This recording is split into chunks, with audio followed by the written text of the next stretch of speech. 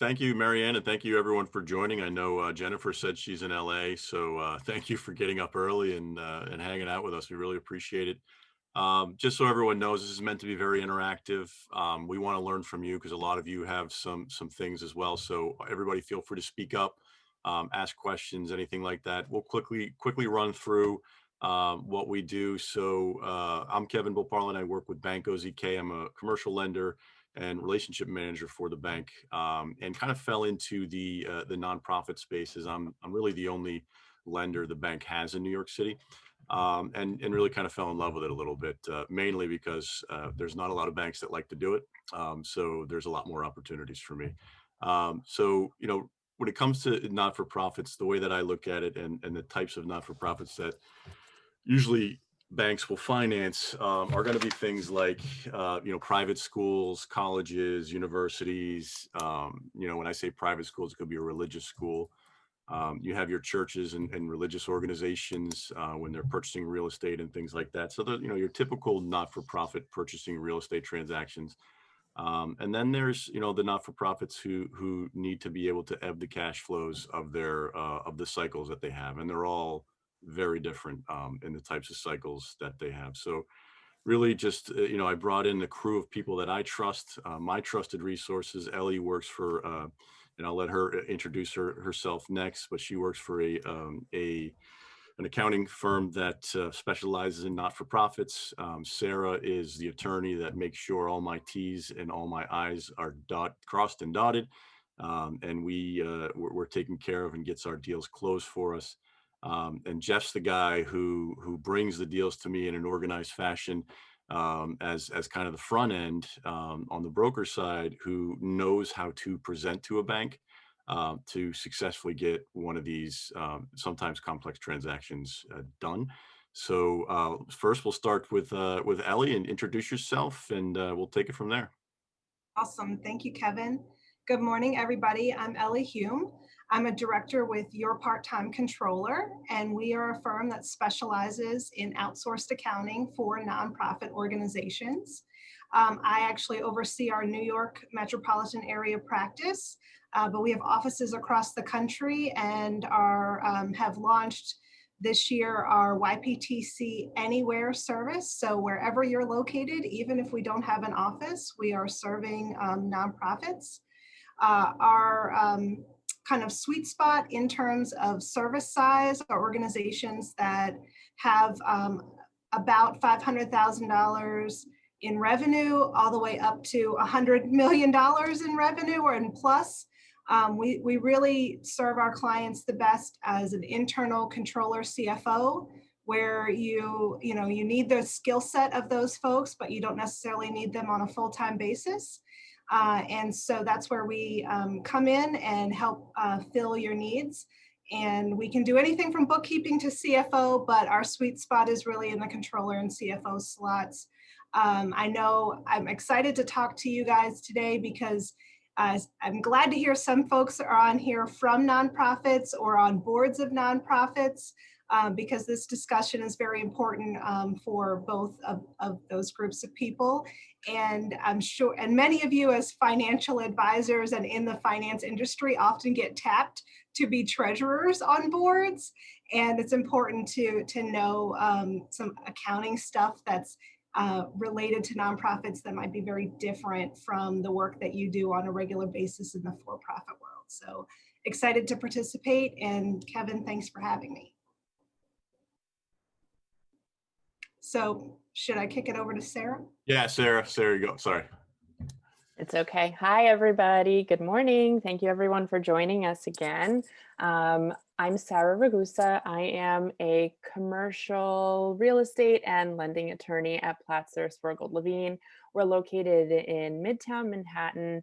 I do a lot of commercial real estate work, but my focus is in commercial lending, so non-real estate or real estate based. I have worked with Kevin at Bank OZK on a good portion, if not all, of his nonprofit loans. All. Thank you. That makes me feel good.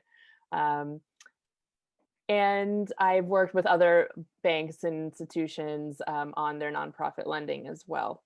And just like he brought up, when it comes to closing these loans, very often there's a lot of hand holding, especially if they're nonprofits that are smaller or operated by volunteers, people who just care about the cause and really commit their time to doing that. Um, they don't always have the focus because they have regular jobs too. Or if they do have this as their full-time job, um, they're not always familiar about the nuances that come along with nonprofit lending. Um, One of the things that always comes up for me, and it's a silly one, but how do I get a certificate of good standing for my nonprofit organization, for my religious school? Well, you can't get them from the state if you weren't organized at the state level, and the county where you are organized doesn't issue them, so you can't get them. So we have to have workarounds for those in order to satisfy the bank's need. It's all like sort of little things and nuances that you become familiar with once you're working in the space. So I like to be a part of that process because I can give the gentle touch to kind of guide both sides through it and provide the guidance that they need. Um, I love working on them. I think especially people who are dedicating their time to the nonprofit space deserve a little more attention because they're doing some good work out there. So I'm here to help you with all your needs, whether I'm going to help Kevin to close the deal for the bank's end, or if you have any nonprofit clients of your own, or if you're on a board and you need guidance through the lending process on the borrower's end, I'm happy to be of assistance. So that's you, Jeff. You're up.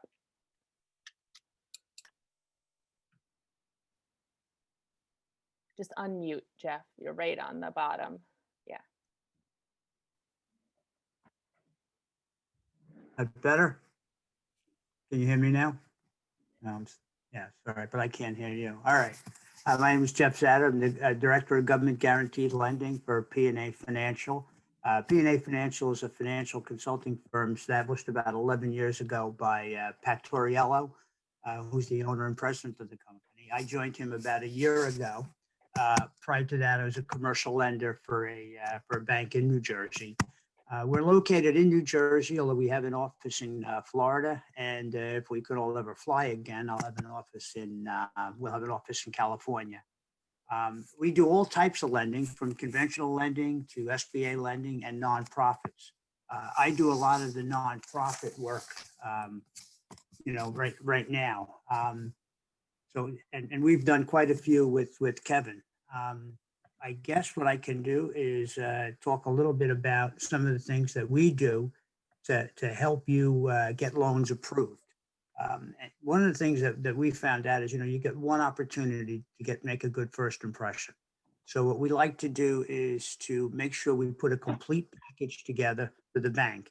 And that includes just about everything we can put our hands on, from tax returns to financial statements to information on the organization to the directors of the organization. Just about everything we can possibly think of that a bank may ask for. But then we don't just send it to the bank.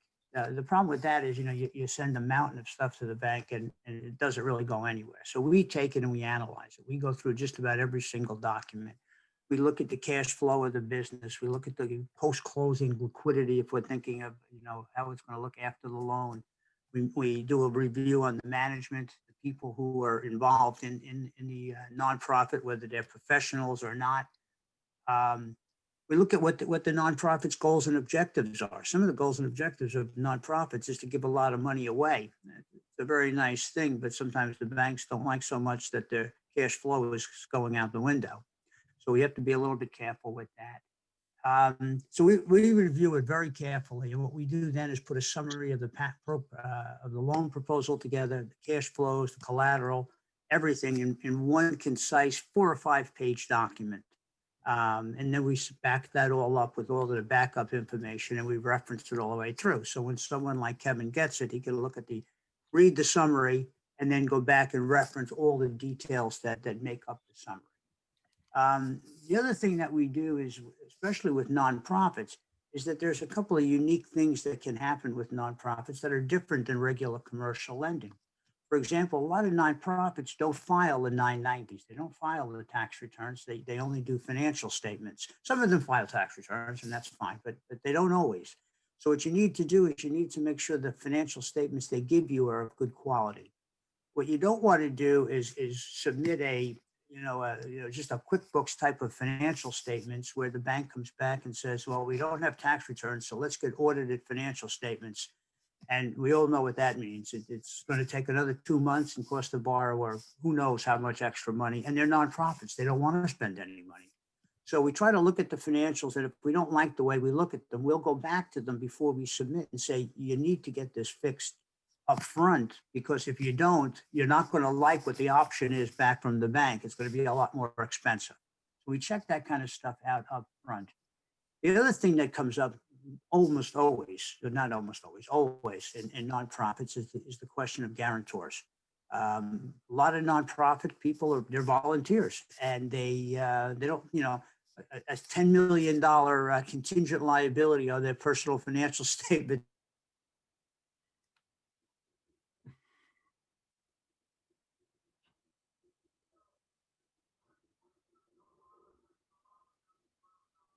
Did Jeff just It freeze? doesn't usually sit very well, especially, I'm sorry, in any other internet is it's unstable, my connection right now. Hopefully this is better. Can you hear me now? Is everything all right? All right. That's better. All right, good. The internet, we got a really crummy weather here, so I don't know what's going on with my internet. In any event, so you have to address the issue of guarantors.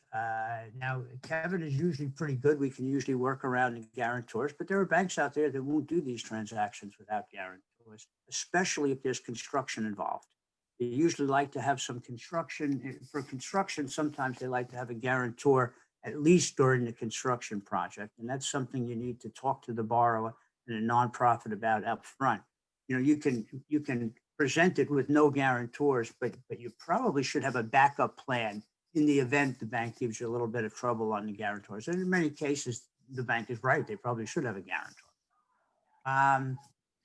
The other thing that banks sometimes run into problems with and give you a little pushback on, especially in religious organizations, in schools, as well as plenty of collateral, they're really hesitant to foreclose on schools and religious organizations. It just doesn't look good, from a political point of view. They don't like to do it. So they like to make sure that it's a pretty stable deal, because while they have the collateral, they really don't want to have to go out and get it. So that's something just to kind of have in the back of your mind.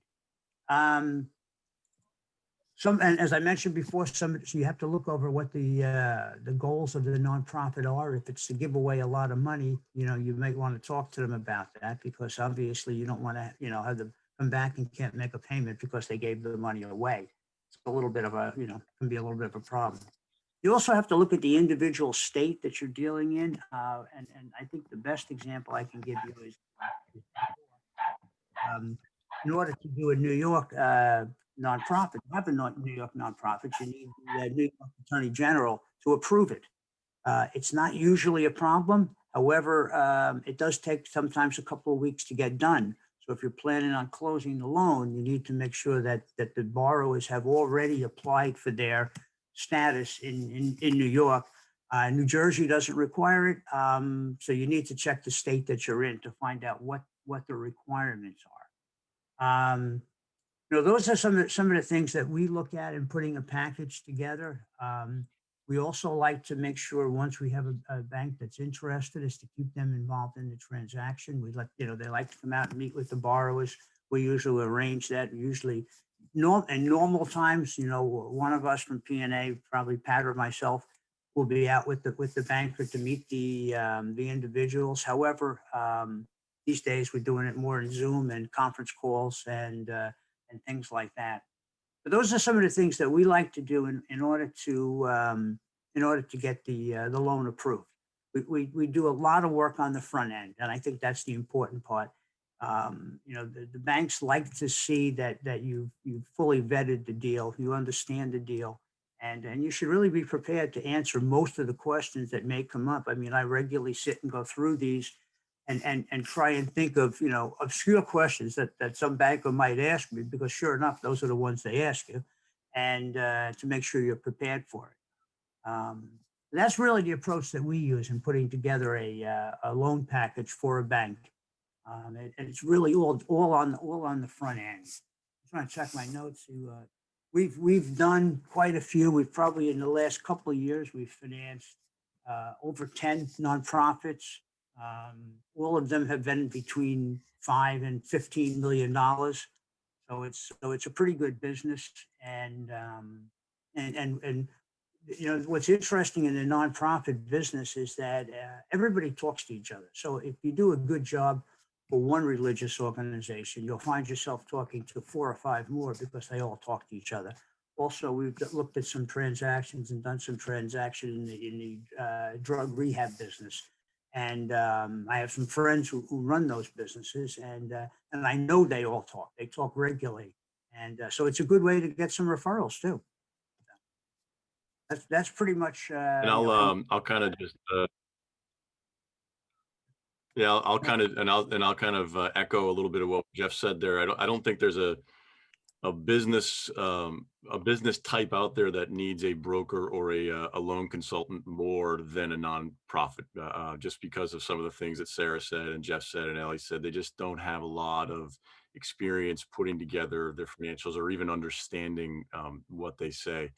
And I'm going to use a term here that if Robert Fine's still on the call, if you actually send me a chat message of who uses this term, I owe you lunch. So the real moose on the table with not-for-profits is they don't make any money. So when they're presenting their financials to the bank, if a bank doesn't have experience, they're going to look at it and say, well, these guys don't make any money. How are they gonna service the debt? And that's what you're gonna hear from the credit guys. So, it's really important that you're approaching banks that have done this and are comfortable with the underwriting. And it creates a lot more narrative on the front end on what you're using to cash flow the deal. Sometimes, the bank's going to take your net carryover cash, and it's just going to be that simple. Whatever your annual net carryover cash, that's what we're going to consider to be your profits. But it's not always that simple. And like Jeff said, sometimes that net carryover cash is being thrown out the door because they're giving it to other people. So sometimes there just needs to be a narrative created on where, we can kind of control that a little bit and talk to a little bit more. So I always like to kind of start out with that for not-for-profits. And, I'd love to hear what Ellie thinks about that when it comes to her, when she's doing financial statements for her not-for-profits, how she kind of does that in a way that's consistent for people to understand. So Ellie, if you have any good pointers there, that'd be great. Definitely. I'm raising my hand because I'm like, oh, I gotta piggyback on what Jeff said. There are a lot of organizations that are putting forward financial statements, just printing them out of QuickBooks, but that doesn't mean they're right. And they're certainly not professional when they're coming out of a system like QuickBooks, unless it was set up like superbly from the get-go.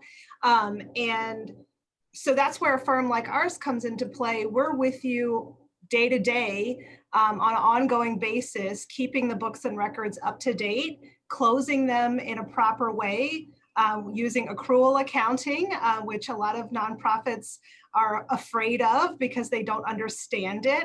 It is the right way to do the financials for a nonprofit.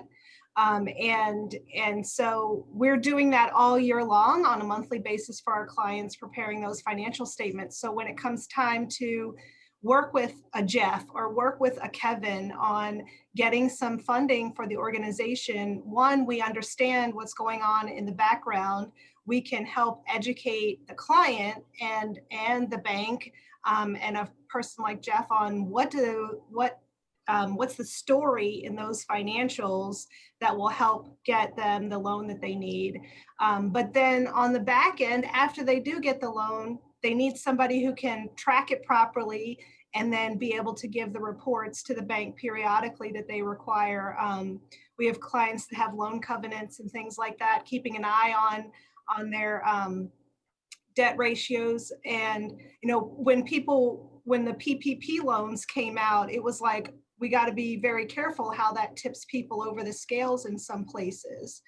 So, that's where we kind of play a role. And it sounds like, the dream team of an organization that needed, a nonprofit organization that needed lending would be someone who has your part-time controller on a regular ongoing basis, then partners with Jeff to get the package all together and hands it over to Kevin, who works with Sarah to like get the deal done. And so I really am enjoying the way that these pieces all fit together. And I think that the key here is that a lot of nonprofits, they're not educated in these things, and they don't know that they need these partners in order to make this happen. But like Kevin said, they don't have a lot of expendable cash to be investing on all these people to do these things. But they need them in order to get the cash flow to keep things rolling with lending or for whatever projects that they need. So in terms of like understanding liquidity and cash flow, I think one of the biggest changes in the accounting world that's happened in the last few years, especially for nonprofits, was the addition of footnote disclosures on actual liquidity and an organization's ability to meet its obligations in the next operating year. And many organizations are waking up to the fact that it wasn't clear before, and now it's really clear that they don't actually have the liquid assets to stay afloat for 3 months or 6 months or 12 months, if it's not because they're so reliant on like grant funding and payments from these donors that could be taken away at any time. So it's people like Kevin who are willing to take the time to understand what all that means and consider it in terms of the lending, and take a risk, but also know that nonprofits are trying to do the best they can, and their intentions are as high as they possibly can be. I see several hands popping up. So I saw Rob first, Colorina first, and then Howard second. Thanks. This is more, I guess, a question or an observation. In this spirit of COVID recovery, people spending more quality time reflecting on life, reflecting with friends, family, etc. Are you all seeing more engagement in terms of people both either wanting to participate in community or in charitable initiatives, either by their time, by their expertise, or by writing a check? Because I've seen it. I've seen, frankly, both camps. There's one camp of terms of capital preservation, but then the other side is, this is time to, we're not taking the lengthy, expensive international vacation. Let's help out the local food bank. Let's get involved, etc. So I'd be curious on that input from any of the panelists or any of the attendees to that, because I find that to be a pretty fascinating area of growth, coupled with what's going on with respect to ESG. These are very important market forces going on amongst us. Yeah, it's actually a really good observation, Rob. I see it both ways, and here's the main thing I see. I see some organizations, kind of just buckling down and holding on for dear life, and then I see organizations that are they're pivoting, and they're actually finding new ways to engage. And those are the ones that people are starting to move to and get more involved with, are the organizations that are saying, we're going to pivot, maybe out of necessity because we need it. We can't buckle down, or just as an opportunity. They see this as an opportunity to bring in new excitement to what they do, and new focus to what they do. So yeah, I do see a little bit of both, but I definitely appreciate working with the ones that are kind of a little more proactive and engaged. I think the ones that kind of buckle down tend to either have deeper pockets, or they really just maybe don't have the stamina to do the things that they need to do to push through it. And Rob, just individual. We're seeing a lot of religious organizations, and they really haven't slowed down at all. I mean, a lot of schools and things like that are pretty much as active as ever.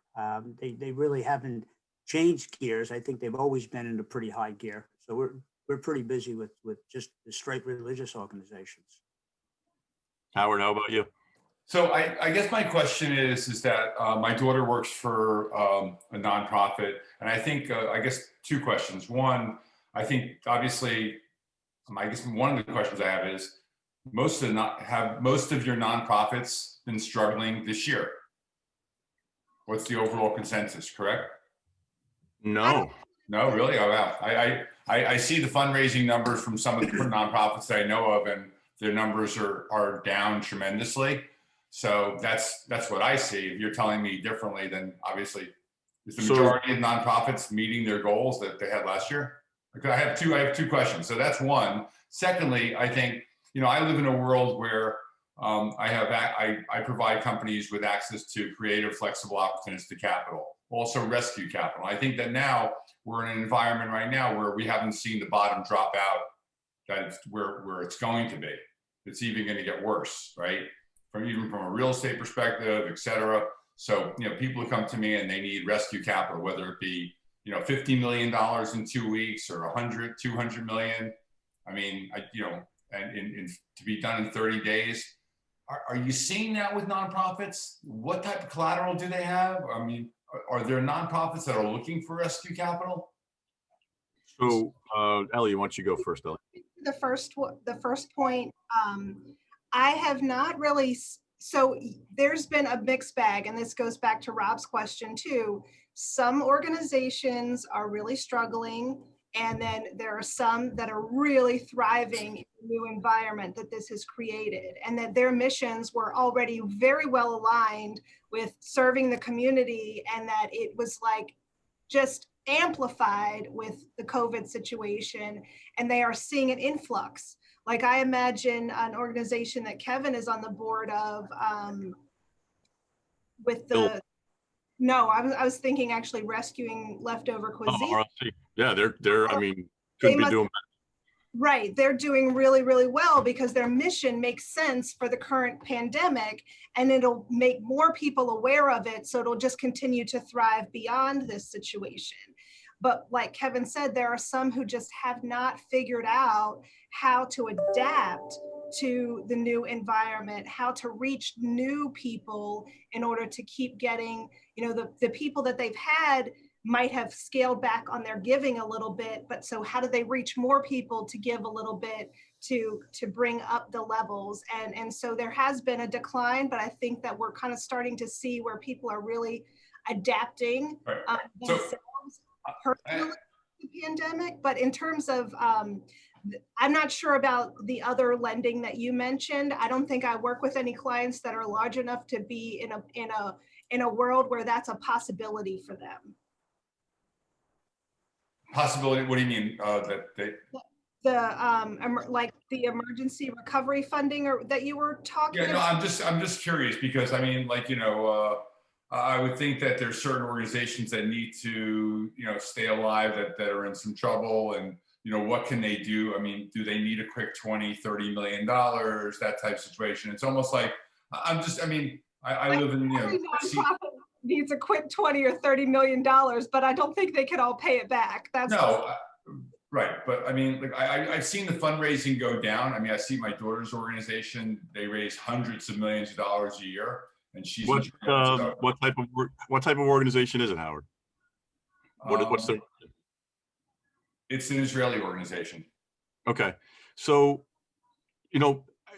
not that any of this is perfect, but what I'm seeing is organizations that are very community based and give a service to the community in one way, shape, or form, like rescuing leftovers cuisine, takes what's going to be wasted food and puts it out into homeless shelters and things like that. So obviously that's going to do very well right now.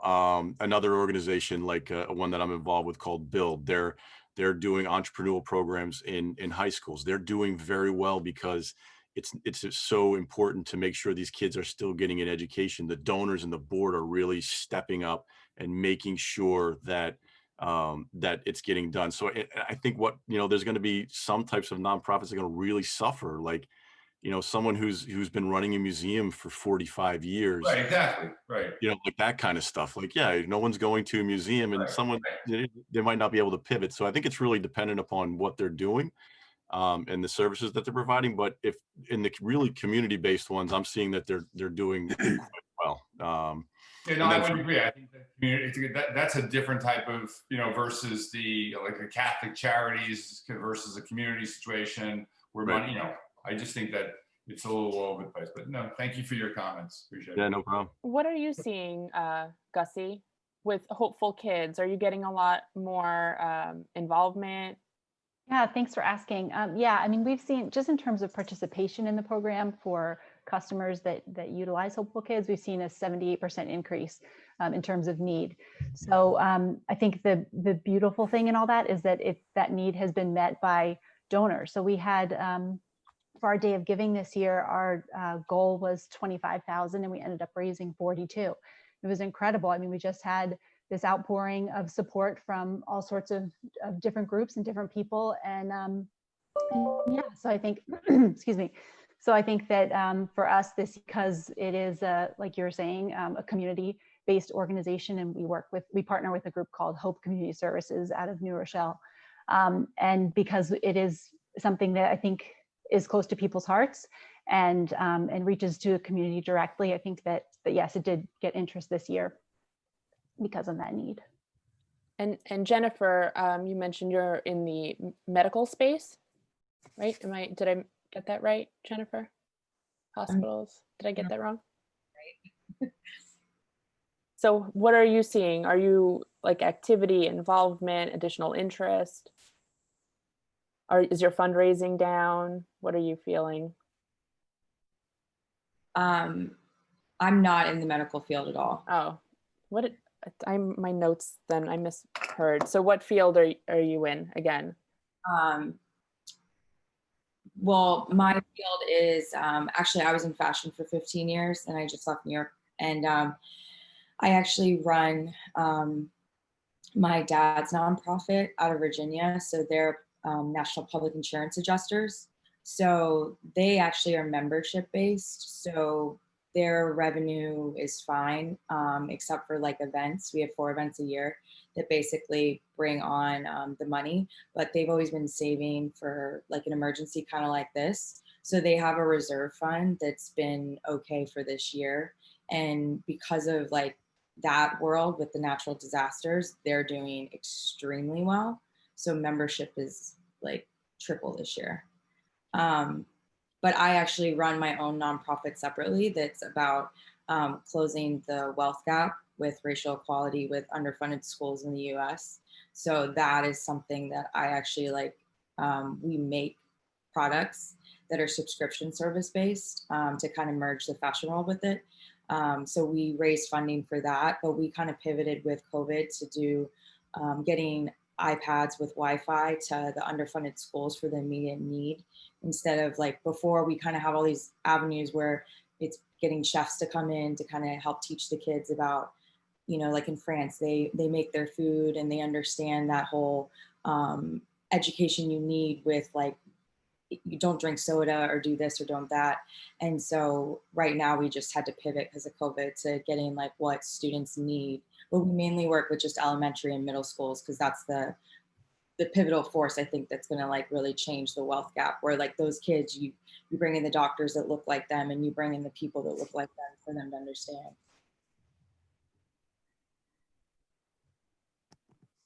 Sarah, what kind of, Jeff mentioned a big one with the New York Attorney General caveat to getting deals closed. What are some of the other wrinkles that we have the pleasure of encountering sometimes when, other than the hand holding, but what else do you kind of see that's different? The AG approval process is the big one. New York, you have to be ready to add in at least an additional 3 weeks onto whatever you think your time frame is in order to get closed. So if you need money, 2 months from now, you better start planning and the types of things that you need to get together for them. So the AG has a very And it depends on who you work with, and it depends on the county you're in.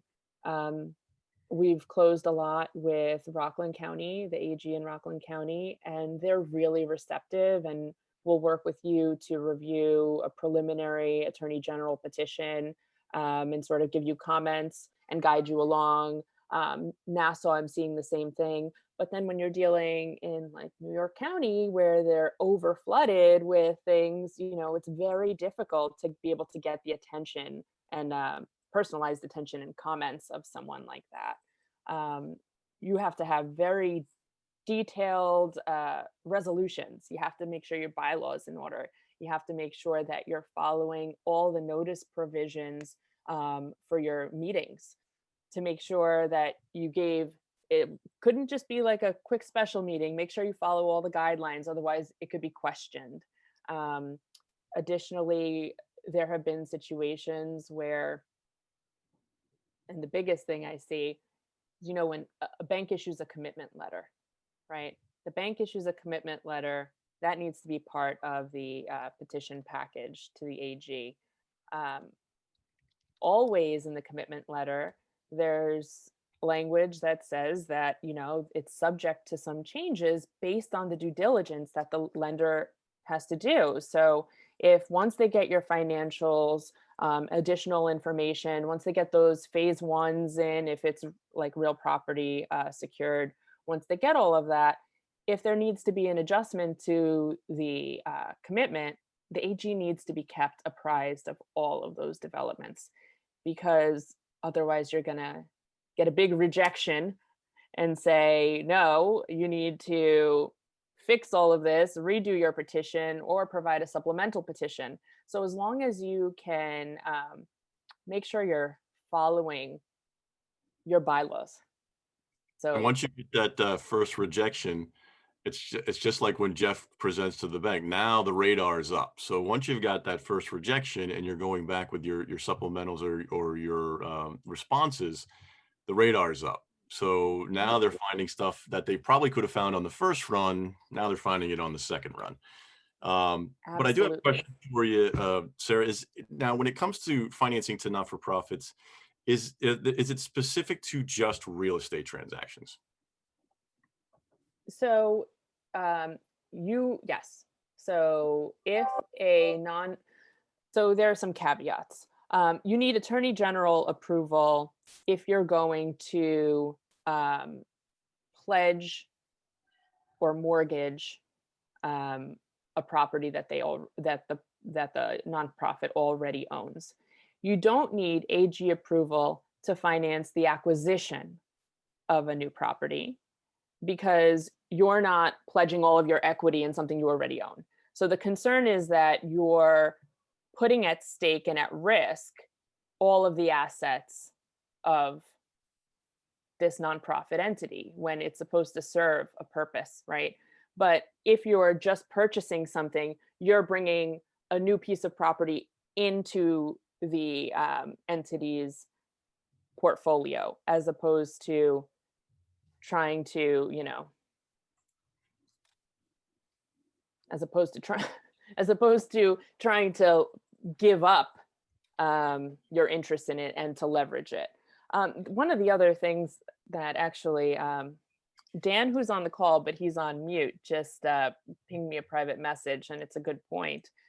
Dan is at Platzer with me, Daniel Greenstein, and he's an attorney with me at Platzer, and we work on these deals together. Is sometimes maybe you're not, and you need AG approval if you're going to sell most of your assets as well. So for a sale. And sometimes if you're the borrower, right, and you're going to buy from a nonprofit organization, you don't need AG approval to borrow, but they need AG approval to sell. So the seller needs AG approval. So sometimes you're not even cognizant. You think like this deal is just flowing and you're counting down the days, 30 days until closing, and the other guy doesn't even realize that he has to get AG approval to sell his property. And now you're sort of backtracking.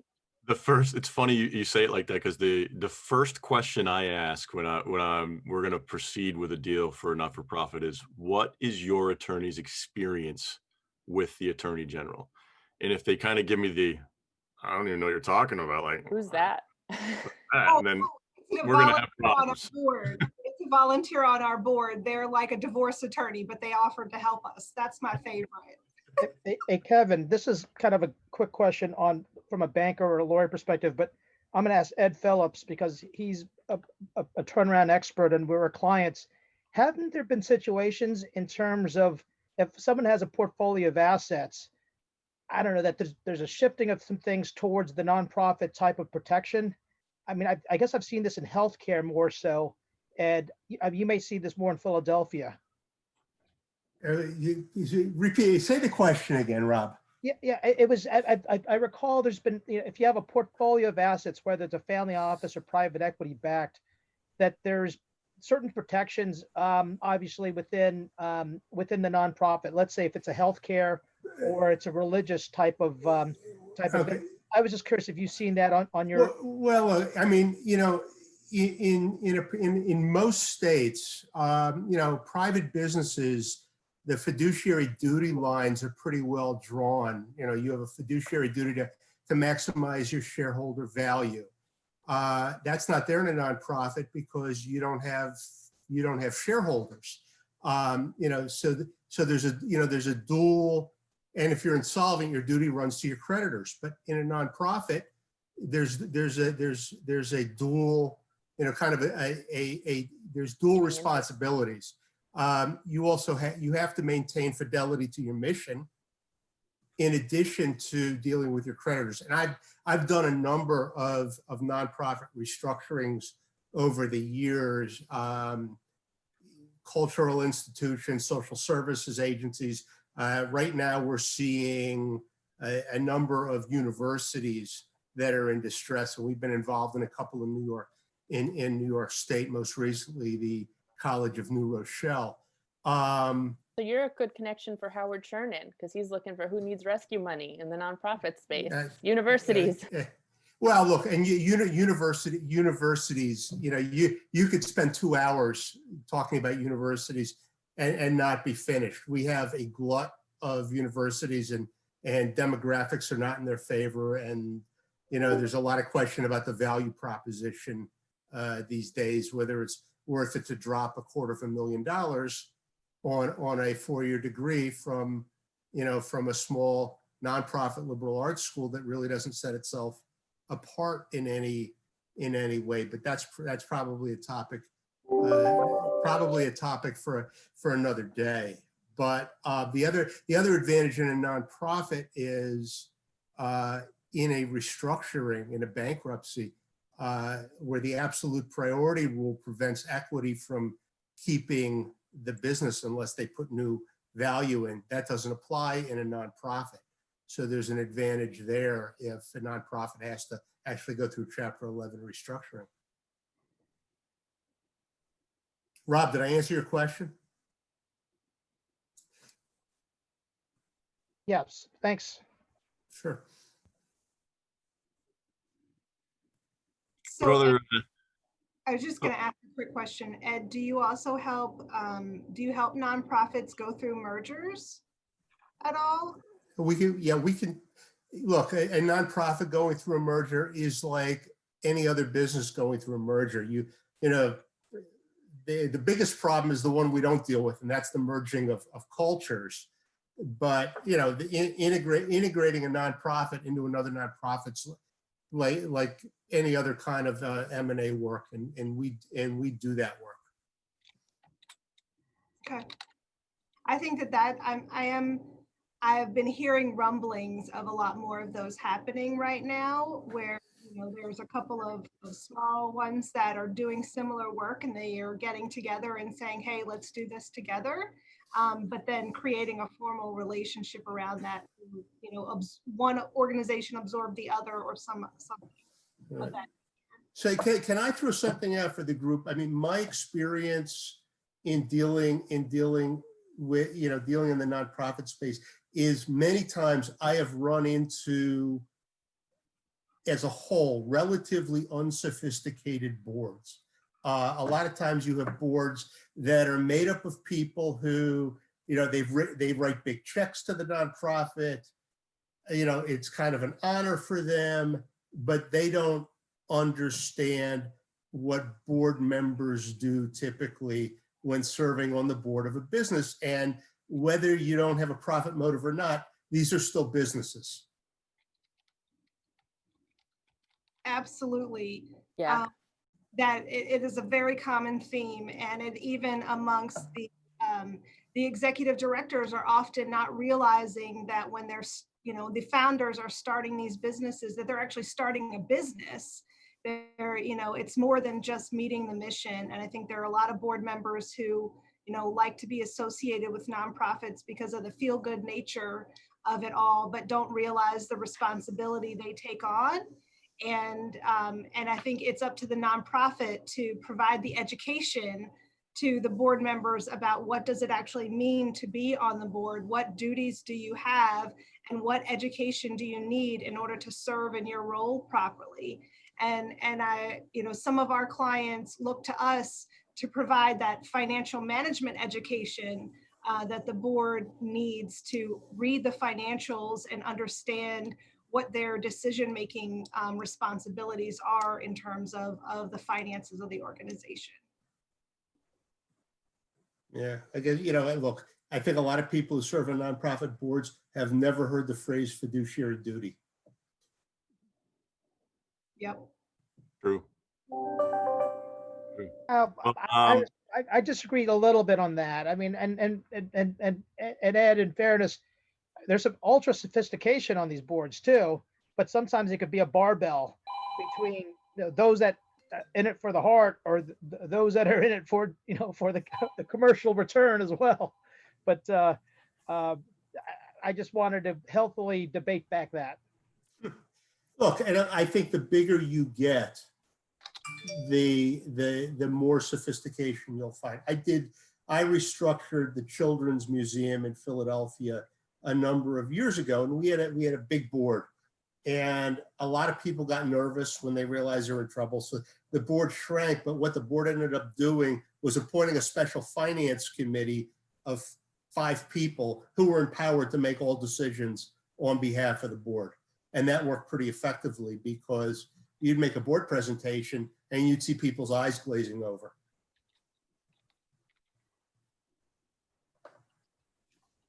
Well, just out of respect for everyone's time, I'm sure we're just a little bit past 10 o'clock, but please, our contact information is out there. We'd all love to have conversations or answer any specific questions that you guys might have.